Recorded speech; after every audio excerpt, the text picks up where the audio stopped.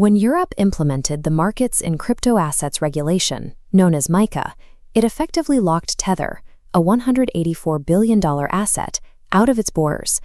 When a regional market locks out a highly demanded global asset, the standard expectation is a localized price spike for the compliant alternatives that remain.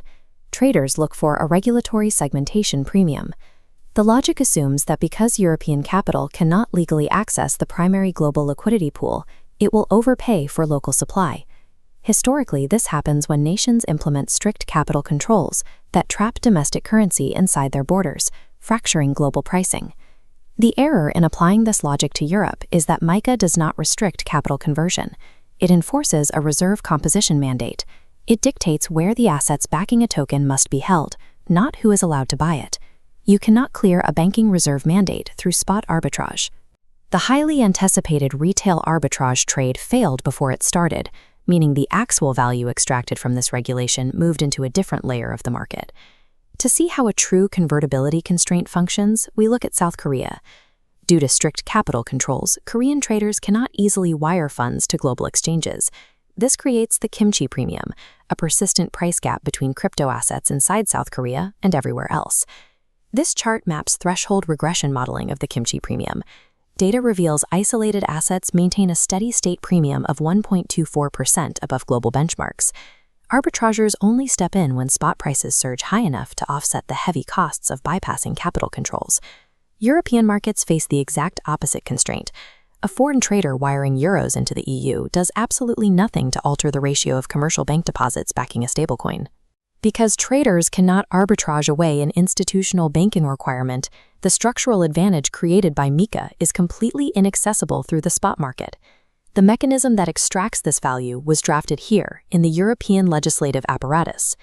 Under MiCA Article 43, any stablecoin designated as significant must hold at least 60% of its backing reserves in European Union credit institutions. Tether issues a single globally fungible token. The protocol cannot isolate European holders from Asian or American holders.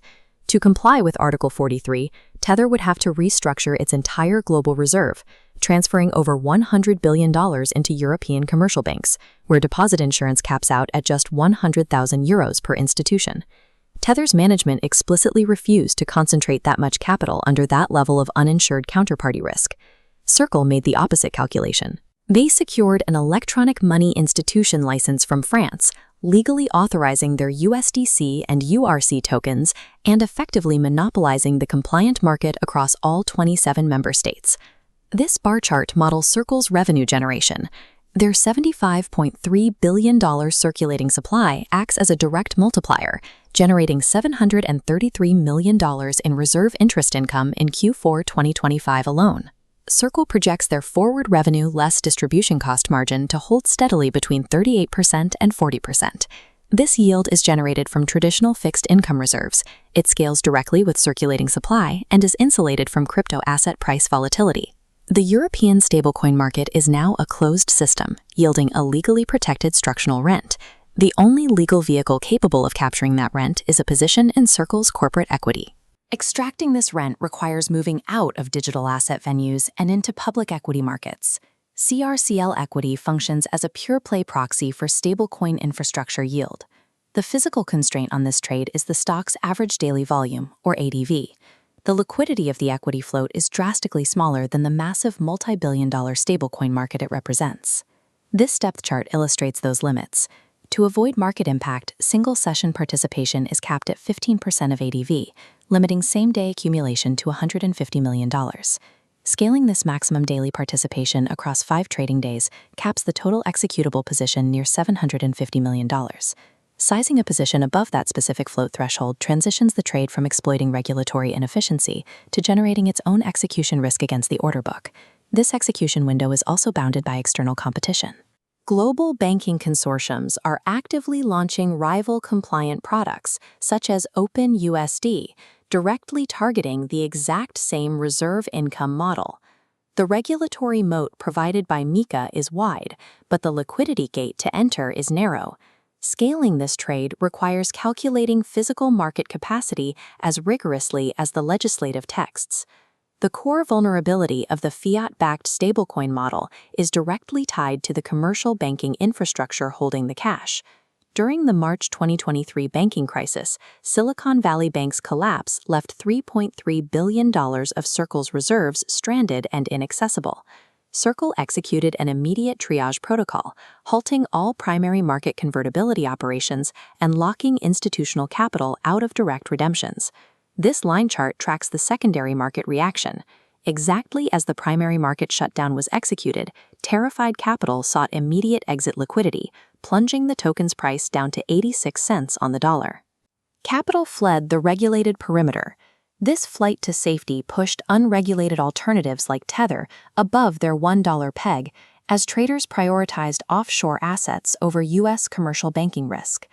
Circle had to pledge external corporate resources to backstop the shortfall through the weekend, holding the line until the Federal Reserve formalized a systemic risk exception to guarantee the uninsured deposits. This exposes the central risk of the MiCA framework. Article 43 legally secures Circle's monopoly, while simultaneously forcing them to concentrate cash in the exact type of commercial banking structures that nearly destroyed them. Protecting a position in CRCL equity requires monitoring independent decay clocks that can invalidate the entire thesis.